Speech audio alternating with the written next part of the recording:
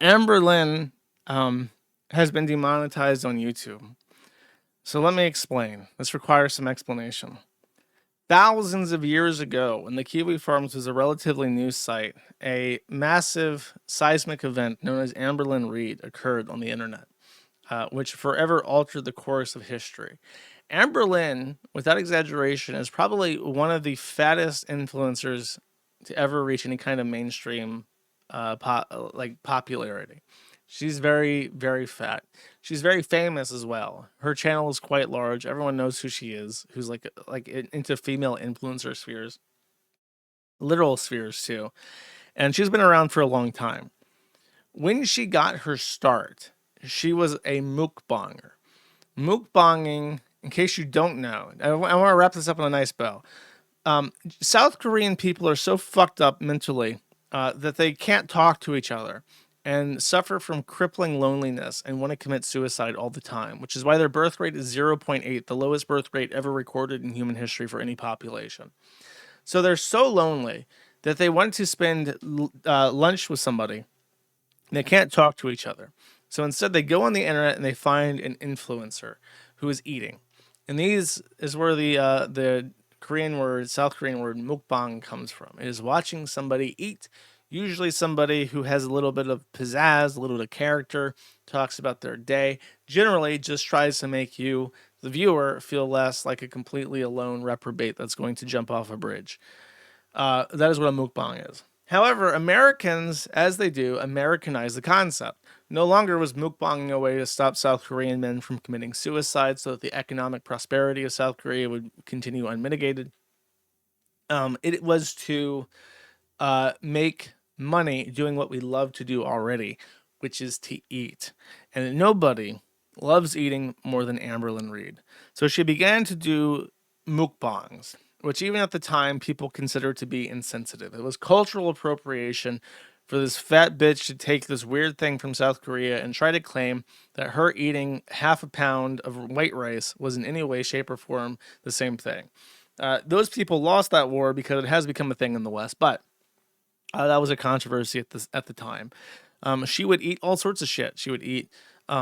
Her main thing was white rice. She would legit pack away like a pound of white rice, like 8,000 calories of white rice.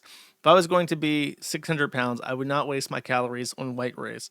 But that's what she did. Anything fried, very famously, orange chicken from Cheesecake Factory was her favorite. So she would eat tons of unhealthy shit on camera, and feeders like Anime Sex, Cope, and Sneed would watch this and goon and give her money and subscribe and promote her content. The other people who watched and subscribed and promoted her content were the exact opposites. They were pro Anna. They were people in the eating disorder community, and Amberlynn Reed was the queen. She was fat. She was unlikable. She ate garbage. Nobody wants to be Amberlynn Reed. So women with eating disorders would share her, I think, as what they would call fatspo, which is a inspirational fat person who was so grotesque that it made you think, if I eat this little grain of white rice, I might as well be Amberlynn Reed eating 6,000 calories worth of white rice. So that's how she became famous between these two worlds. People who wanted to see her eat because it was interesting to them for vicarious reasons, and people who wanted to see her eat so they could stay on track. Amberlynn also had a really rancid, toxic personality. Just one of the most unlikable people ever. Everyone hates her. And part of that is because she's a chronic liar. She's like a psychological liar. She lies about everything. She lies about things that don't make any sense to lie about. If you've ever met a psychological liar, like a real psychological liar, they tell little fibs that they don't need to tell that benefit nobody. It's not like telling a little white lie to make things easier to get through the day. Like, how are you? I'm doing fine. Like, it's not that kind of thing. It's like, how are you? Well, I went to the carnival today. I am doing great. And then it's like, oh, what carnival did you go to? Oh, the one in Albuquerque. It's just open. I think it's just closed, actually. Matter of fact, I went to go see the lion exhibit. And it's just like lying about something that doesn't make any fucking sense. That didn't exist. That didn't happen. Never happened ever for no reason. Just because there's some sort of weird psychological dopamine rush from lying to somebody's fucking face about something that doesn't matter. And that's Amberlynn Reed. She loves to lie. So she has over 13 years etched out in existence doing this. And a lot of it was like eating content. And then it switched to dieting content. And then as the dwarf star collapsed in on itself of her career, she just got really insecure. I think it kind of ate at her how everyone on the face of the planet considered her a big fat loser, not worth her weight in shit. And so she would pretend that she didn't eat much and that she was a dainty girl and that, so on and so forth, that she was a really respectable person and the haters all got it wrong. But the haters make me famous, cash me outside. So her content transitioned away from eating tons of fried shit and drama with her young girlfriends to utterly monotonous, inane content about absolutely fucking nothing. She has put out so many fucking videos about her fucking journals. This fat bitch doesn't fucking work. She doesn't do anything. She produces nothing. She consumes and she does nothing. And her favorite hobby is to journal. You have nothing to fucking write about. But she goes on TikTok and she finds all these TikTok journaling guides about how to like draw up a agenda planner in like this fun, fanciful way, like a mindfulness agenda. Like every day you do these affirmations. And she goes through all these fucking journaling things to catalog a life that is meaningless and utterly and totally devoid of anything of value. A bereft, empty existence that is filled up with white rice day after day. And this was funded by the mean girls who watched her original content, who were just kind of like strung along for the ride at this point, watching her vacuous nothing every time she put out a fucking video. With occasional little content nuggets of like her breakup or her cat disappearing and her getting into a domestic with her lesbians and shit. Like that spiced it up every so often, like a piece of chicken in your bowl of rice. But after 13 long years, Neil Mahan, the street shitter in chief, says, "My good sir, we have been getting many, many mean comments from people saying that YouTube promotes disordered eating, sir. This is very bad for our advertising bottom line, and that is the only thing that I could possibly give a fuck about. So we are going to change the rules on disordered eating content, sir." And they sent out a notice, and he said, "Look, we're changing the rules. No longer are videos about disordered eating, be it pro Anna or Nikocado type stuff. No longer will this be monetized on YouTube." Now, Nikocado must have gotten the word ahead of time because he's basically disappeared. He got his bag. He was 2 steps ahead. Probably had a really good contact in YouTube who warned him about the Saw's plans to redeem on eating disordered content, and he got out. Amberlynn did not get a heads up. So after the notice got out and she didn't take any action, the Mean Girls went through her 13-year back catalog of mukbang videos and reported them all, which were clearly against the rules because they were a fat bitch eating copious amounts of food for the sake of promoting a disordered eating lifestyle. So she has been demonetized for the first time in 13 years. Now, if she had played her cards right, she was once at a very early time in YouTube's history when you could just make money by being a YouTuber. She made a ton of money. I think she was making, by her own admission, 5 figures a month, every month, even in like the boring times of her history. So at her peak time, she probably was getting, on a good month, 6 figures worth of cash, back when the cash actually had value too. So imagine you were making high 5 figures a month. What are some things you could do with that money? You could invest in things, buy stocks, buy commercial property, buy residential property, and you can just offload the responsibilities of all this shit to somebody who is able to handle it, and then you never have to worry about anything ever again. Guess what Amberlynn did with her time? Nothing. Nothing. There are pictures in here. I wonder if I have... No. Hopefully there's a screenshot I can show you this. There are pictures of... I have it in my stream contents, 1 second. Of she started selling stuff on Facebook Marketplace. And the shit she's selling on Facebook Marketplace is indicative of what she would buy. As I mentioned, she bought journals, but what she was selling, I think she had a word for it. It's called like choosies or something.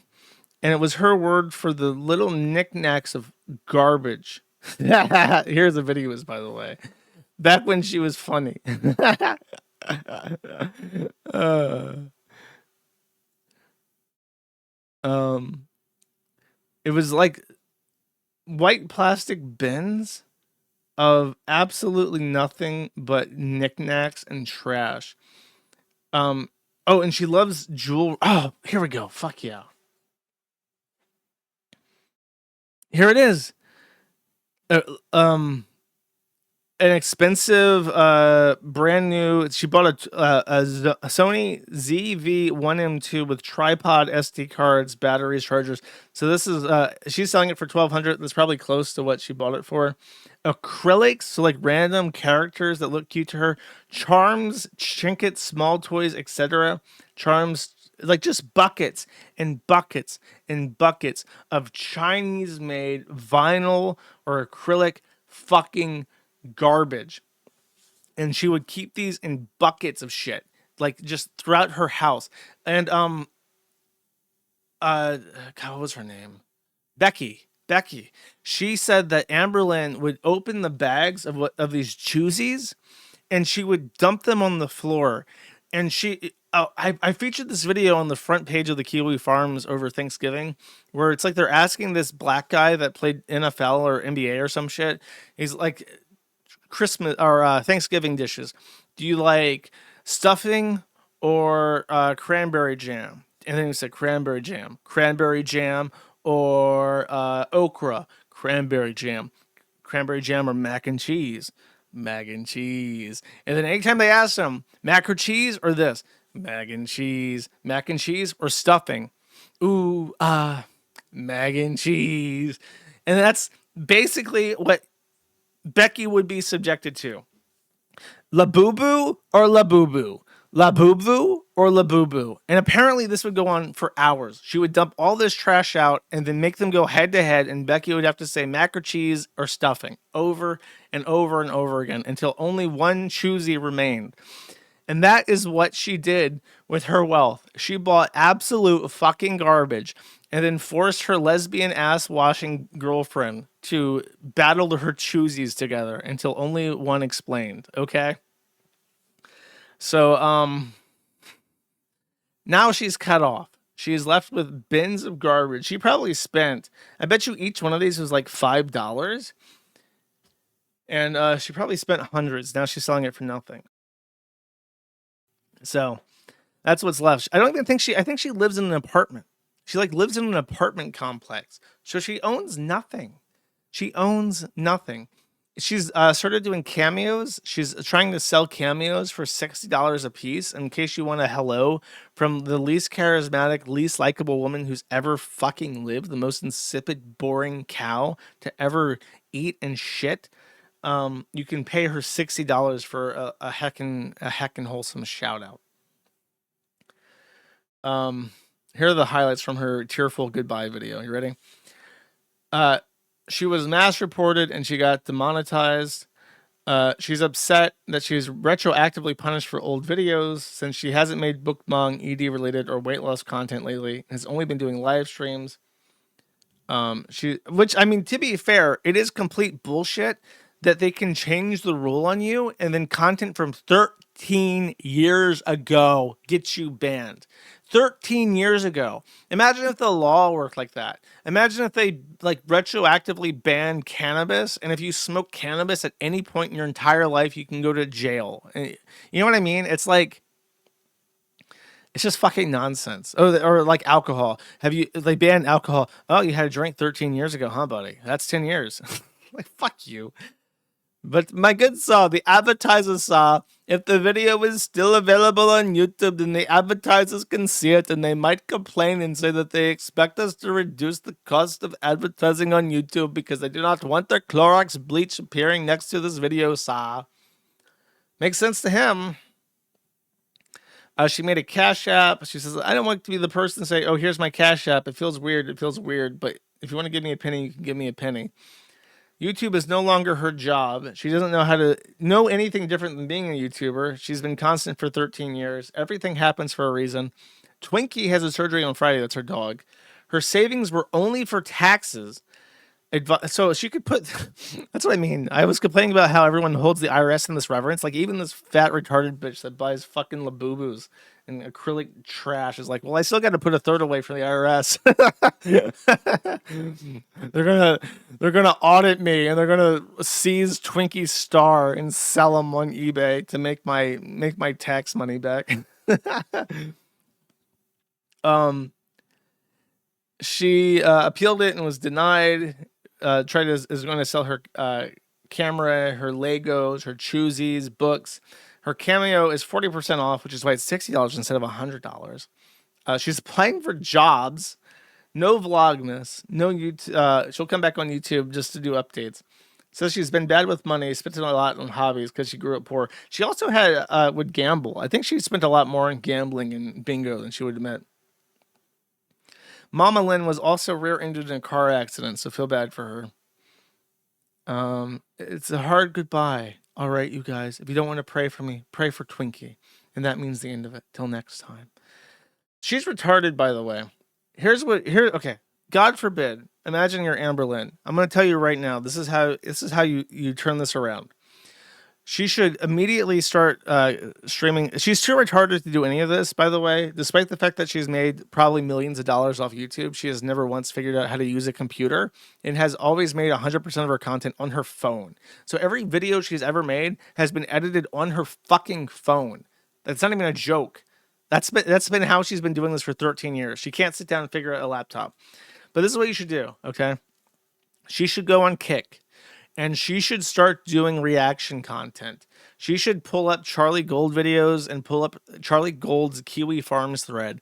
And she should drink. When she's on live and she drinks, she's the most toxic bitch ever. And it's awesome. So get yourself a gin and tonic, boot up OBS. All right. You got to get someone to teach you how to use OBS, but boot it up with the webcam.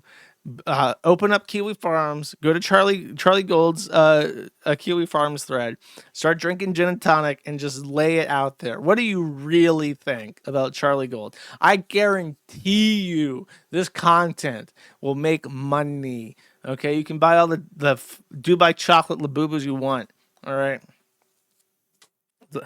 Fat racist drunk. Exactly. She's from Kentucky. You know she doesn't like you just know. You get her some Jack Daniels. That's coming out. Those Kentucky mountain roots will take hold. There will be a mighty forest growing. Okay, it's gonna happen.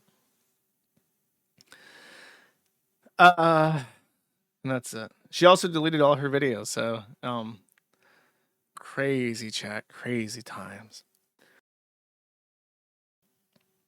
That's right, the old Mountain Dew. I recently discovered, by the way, that Mountain Dew is a Prohibition era word that the mountain folk used to describe moonshine.